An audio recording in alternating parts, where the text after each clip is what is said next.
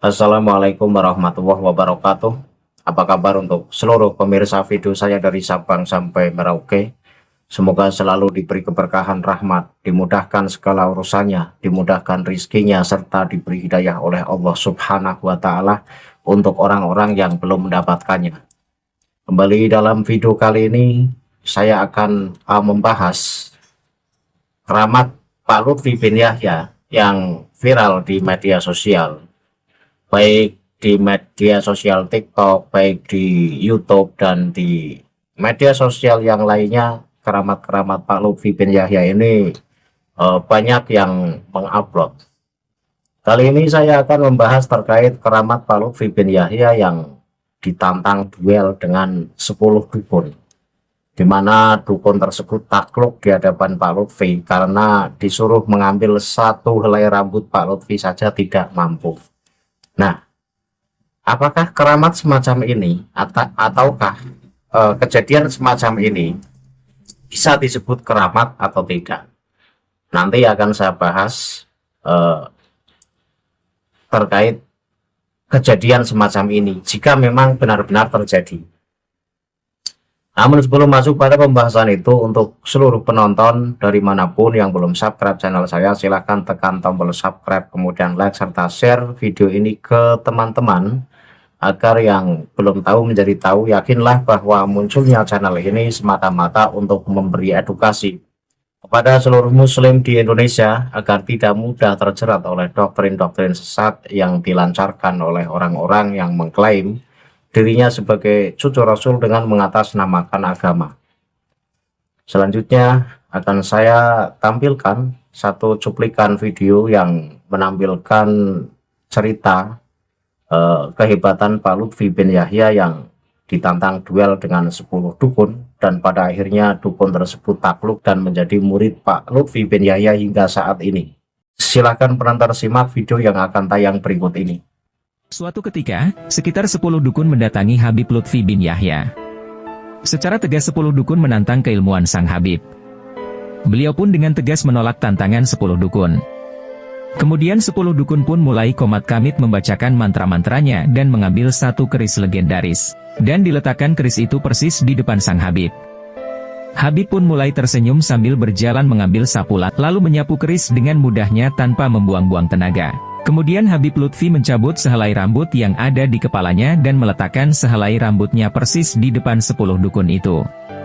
Lalu beramai-ramai 10 dukun itu sekuat tenaga mengambil satu helai rambut Habib dan tak seorang pun yang dapat mengambil rambut tersebut. Akhirnya 10 dukun itu pun segera meminta maaf terhadap Habib Lutfi dan menjadi muridnya sampai saat ini.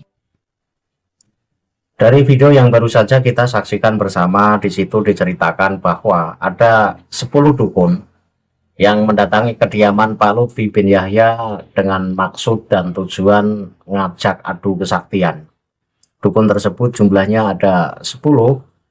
Dukun tersebut kemudian menancapkan kerisnya setelah dibacakan mantra, kemudian Pak Lutfi disuruh untuk mengambilnya. Namun Pak Lutfi bin Yahya tanpa merasa berat, artinya enteng-enteng saja, mengambil keris yang ditancapkan oleh dukun tersebut yang sudah dibacakan mantra ini. Dengan mudahnya bisa diambil Pak Lutfi bin Yahya. Dukun tersebut katanya nampak terkagum-kagum, tidak mengira bahwa Pak Lutfi ternyata dengan mudahnya mampu mengambil keris yang sudah dibacakan mantra. Pada akhirnya Pak Lutfi membalas dengan mencabut sehelai rambut dari kepalanya, kemudian ditaruh di hadapan mereka, dan mereka disuruh untuk mengambil sehelai rambut dari Pak Lutfi bin Yahya. Ternyata mereka tidak mampu. Nah, setelah tidak mampu, pada akhirnya 10 dukun tersebut meminta maaf dan bertobat, dan pada akhirnya menjadi murid Pak Lutfi bin Yahya hingga saat ini. Banyak sumber yang menjelaskan bahwa itu sebagian dari keramat Pak Lutfi bin Yahya dan itu sebagai tanda dari kewalian Pak Lutfi bin Yahya. Padahal antara kemampuan klinik dan keramat itu sangat berbeda. Seseorang boleh memiliki kekuatan yang luar biasa, tetapi itu tidak bisa dijadikan satu ukuran bahwa orang yang memiliki hal tersebut sebagai wali Allah. Tidak. Karena ilmu kesaktian, ilmu kanuragan, ini ya bisa dipelajari dan tokoh-tokoh di Jawa zaman dulu juga banyak yang memiliki kesaktian-kesaktian semacam itu menurut cerita. Dan itu ya tidak wali, karena antara kesaktian dan keramat itu beda. Keramat itu kan satu bentuk kemuliaan yang Allah berikan kepada hamba terpilih karena ketaatan hamba tersebut. Bahkan yang namanya keramat itu tidak harus sesuatu yang berbau klinik, seperti kesaktian, bisa terbang, dan lain sebagainya. Jadi yang namanya keramat adalah satu bentuk kemuliaan dari Allah Subhanahu wa Ta'ala atas eh, penghargaan Allah kepada hamba yang terpilih karena ketaatan kepada Allah Subhanahu wa Ta'ala. Bahkan menurut saya, keramat yang paling besar untuk seorang hamba Allah yang terpilih ya keilmuan. Seseorang yang diberi pemahaman ilmu agama dan pada akhirnya bisa melaksanakan ibadah dengan baik dan benar sehingga menjadi dekat kepada Tuhannya, itulah keramat yang terbesar. Kita bisa melihat mukjizat Nabi Muhammad SAW, di mana mukjizat terbesar Nabi Muhammad berupa Al-Quran, dan dalam Al-Quran itulah terkandung banyak ilmu. Nah, artinya bahwa mukjizat Nabi Muhammad saja berupa Al-Quran. Ini membuktikan bahwa yang namanya keramat tidak harus berbau dengan klinik. Sayangnya, pemahaman dari kalangan orang NU ini kebanyakan salah dalam memahami keramat. Pokoknya sesuatu yang berbau klinik ya dianggap keramat dan itu wali. Tidak. Wali tidak harus memiliki keramat-keramat klinik semacam itu. Dan orang yang memiliki kekuatan yang berbau klinik sehingga misalnya mampu mengalahkan 10 dukun, ini juga tidak bisa menjadi ukuran bahwa orang tersebut wali. Nah, terlepas dari cerita yang disampaikan oleh banyak YouTuber bahwa Pak Lutfi ditantang 10 dukun dan pada akhirnya dukun tersebut nyerah dan kalah dan pada akhirnya menjadi muridnya Pak Lutfi, apakah cerita itu benar-benar terjadi? Dan jika memang benar-benar terjadi, 10 dukun yang sampai saat ini menjadi muridnya itu dukunnya dari mana saja? Nah, ini kan perlu kita ketahui. Jangan-jangan cerita itu ya sengaja dibikin untuk mengglorifikasi, untuk menghebatkan diri, kan begitu. Sekali lagi tidak ada salahnya ketika kita mengoreksi apakah cerita itu benar terjadi atau tidak. Karena mengingat cerita-cerita yang kemarin saya bahas itu juga cerita bohong-bohongan. Nah, ketika dari banyak cerita yang muncul dari kehebatan Pak Lutfi bin Yahya, kemudian cerita itu terindikasi bohong, maka tidak ada salahnya ketika saya ini menganggap bahwa cerita Pak Lutfi duel dengan 10 dukun ini juga cerita yang bohong. Jika memang cerita itu benar, ya bisa klarifikasi dukun yang dulu menantang Pak Lutfi bin Yahya yang sekarang menjadi muridnya, barangkali sampai saat ini masih ada yang hidup atau masih diberi hidup semua oleh Allah Subhanahu wa Ta'ala. Ini untuk menguatkan kepada pandangan publik, apakah kejadian tersebut benar-benar terjadi, apakah cerita tersebut benar-benar terjadi atau cerita karangan semata. Nah, andaikan cerita itu benar-benar terjadi, itu pun tidak menjadi patokan bahwa Pak Lutfi itu walinya Allah, karena ilmu klinik dan keramat itu beda, jangan disamakan. Keramat pemberian Allah Subhanahu wa Ta'ala kepada hamba yang terpilih yang berupa kemuliaan itu. Keramat kan artinya kemuliaan. Kemuliaan yang Allah berikan kepada hambanya yang terpilih atas ketaatan hamba kepada Tuhannya ya. Ya, bentuk keramat dari Allah ya bebas, tidak harus hal-hal yang berbau klinik. Nggak harus hal-hal yang berbau sesuatu yang di luar nalar. Ya, walaupun dalam kitab-kitab seringkali tertulis bahwa yang namanya keramat adalah kejadian luar biasa yang Allah berikan kepada hambanya yang terpilih. Biasanya keramat itu adalah hal-hal yang di luar nurul. Tetapi menurut pandangan saya tidak. Yang namanya keramat ya bentuk kehormatan dari Allah. Bebas Allah memberi kehormatan, baik berupa kekuatan-kekuatan yang luar biasa, baik ilmu, bahkan yang paling terpenting adalah ketika keramat yang Allah berikan kepada hambanya ya yang berupa ilmu, sehingga hamba tersebut menjadi semakin dekat kepada Tuhannya.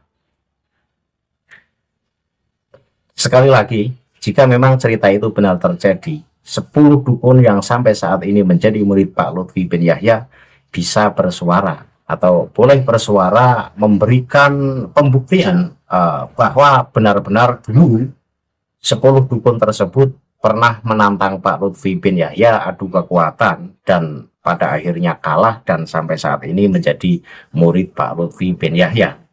Biar cerita-cerita semacam itu tidak dipercayai oleh masyarakat luas tanpa ada bukti-bukti yang nyata bahwa cerita itu benar-benar terjadi. Kasihan masyarakat ketika harus mempercayai cerita-cerita yang sengaja dibuat untuk mengglorifikasi seseorang, untuk menghebatkan diri seseorang. Kalau sesuatu yang berbau klinik lantas kemudian disebut sebagai keramat, pendekar-pendekar yang ada di tanah Indonesia, yang ada di Jawa, di Banten, itu ya pada sakti-sakti dulu.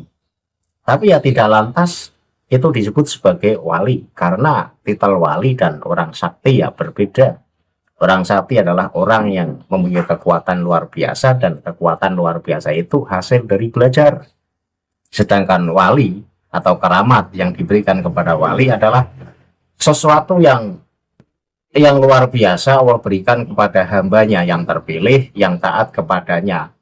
Dan bentuknya itu bebas, tidak harus berupa sesuatu yang di luar nurul gitu. Jadi perlu dipahami antara keramat dan kesaktian, jangan dipahami yang keliru. Nanti ada dukun sakti disebut wali karena sakti, padahal orangnya tidak taat syariat. Nah ini kan repot. Kadang-kadang pemahaman semacam ini tidak hanya dipahami oleh NU awam saja, tetapi kadang-kadang orang yang sudah punya label kiai saja terkadang masih dengan mudahnya mempercayai bahwa orang yang punya kekuatan sakti lantas disebut sebagai wali Allah. Itu tidak, beda. Sekali lagi, kesaktian dan keramat itu beda. Saya akhiri sedikit pembahasan dari keramat Pak Lutfi bin Yahya. Disebut keramat karena para YouTuber menyebut keramat, di mana Pak Lutfi ditantang 10 dukun duel dan Pak Lutfi menang. Dukun tidak mampu mengambil sehelai rambut dari Pak Lutfi bin Yahya. Tetapi ya menurut saya itu bukan keramat lah. Kalaupun itu terjadi ya itu ilmu kanuragan. Jadi biasa itu di tanah Jawa itu ya ilmu semacam itu bisa dipelajari, jadi tidak aneh lah. Jika memang itu ilmu kanuragan ya bantuannya sudah pasti makhluk jin itu. Ya, wong ada yang bantu, ada yang memberatkan sehelai rambut tersebut sehingga tidak mampu diangkat oleh 10 dukun, ya itu bukan hal yang aneh. Saya akhirul kalam, billahi taufiq wal hidayah. Wassalamualaikum warahmatullahi wabarakatuh. Salam maras untuk seluruh muslim di Indonesia.